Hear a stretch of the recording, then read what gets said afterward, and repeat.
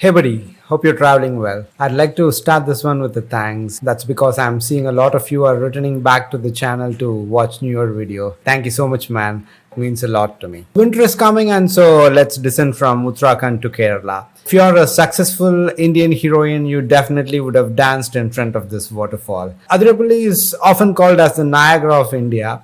I don't get why people have this obsession of making something the second of something else. Athirapally is Athirapally, not the second Niagara. And if you have an eye to look beyond size, anyone can understand that both cannot be compared at all.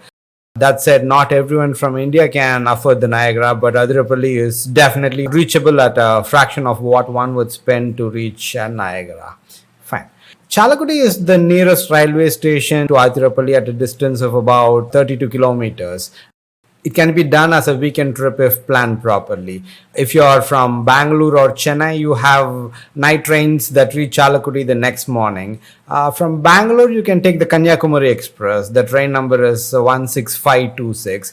And from Chennai, you can take the Alleppey Superfast Express. The train number is 22639. Whenever you're thinking of a train that leads to or starts from Kerala, you got to plan it well in advance because most trains heading to and from Kerala, they get filled real soon.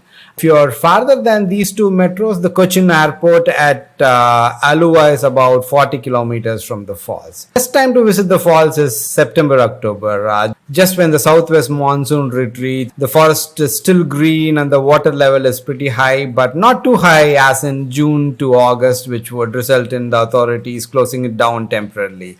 If you go upstream, you have the Poringalkuttu Dam, so until about Jan or Feb, you could possibly see the cascade. 90% of visitors return back once they are done with the famous falls. Nevertheless, Athirapally is home to two other waterfalls that are equally as beautiful and at a distance that is less than 6 kilometers. Travel 3 kilometers upstream, you get to this one, Charpa Falls. During September, October, when the flow is high, the Charpa Falls branches out, and as you can see, you will ride traversing the falls in a car.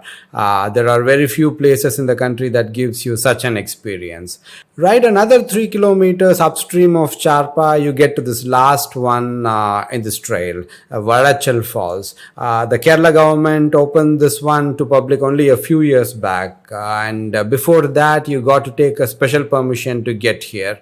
Unlike Athirapally, it isn't a vertical fall off. Instead, it's a 45-degree rock bed over which the Chalakudi River slides and then funnels into a deep gorge.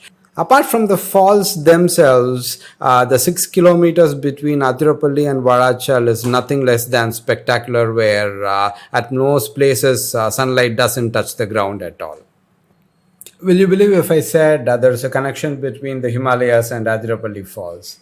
Well, there is. Most of you know when the Indian tectonic plate hit the Asian one, the Indian plate went inside, lifting the Asian plate. What many of us don't know is there was one more plate that got lifted, and that is what we call the Western Ghats today. Many scientists believe that this lifting of the southwest side created a fault line which triggered a series of volcanoes, and one such volcano is believed to have created the Athirapally Falls.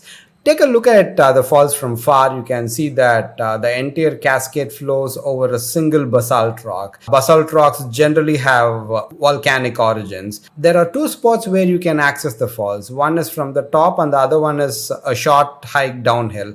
From the top you can see the flat igneous river bed, and from the bottom you can see the formation of molten lava that possibly cooled down, over which the Chalakudi flows today. So what we see today is something that dates back to 65 million years in the making.